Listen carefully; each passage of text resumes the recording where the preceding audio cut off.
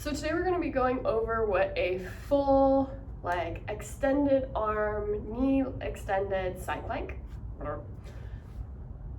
So today we're going to be going over a straight arm, straight leg side plank variation, or what most people consider a side plank. I would say that this is just a variation because the goal here, right, is to be able to engage our core.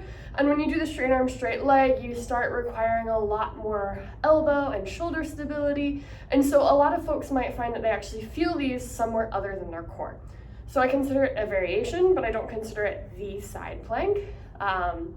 And what this is good for is really working on multiplanar, multi-joint stability, which is hard for folks with hypermobility or anyone who has proprioceptive issues. So this is a good one to work multiple things at once, but make sure that you've got all the foundational stability necessary before jumping into this one.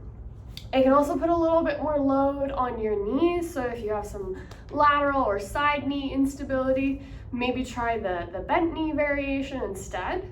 But lots of options. And so one thing that I want you to think about is making sure that your shoulder is not shrugged up to your ear, but that you're really pushing it away from you so there's a lot of engagement through that scapula.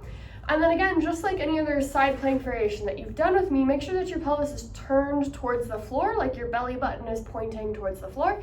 That'll help you engage more of your obliques. So to get into position, right, I like to start in this like just chill side lying position.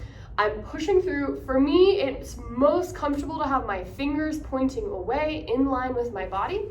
And then I get my hand on my pelvis so that I have a little bit of reference, and then I push up.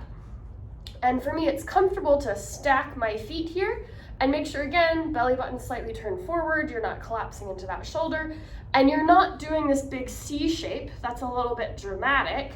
You wanna make sure that you're in a straight line from sternum to pelvis. And you'll see some people stagger their feet like this. That's perfectly okay. It'll give you a little bit more stability.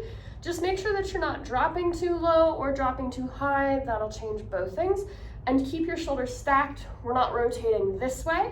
We're just keeping everything engaged. You can do whatever you want for this hand, jazz hands, however you want, as long as you're keeping this engaged. And then you can just come down.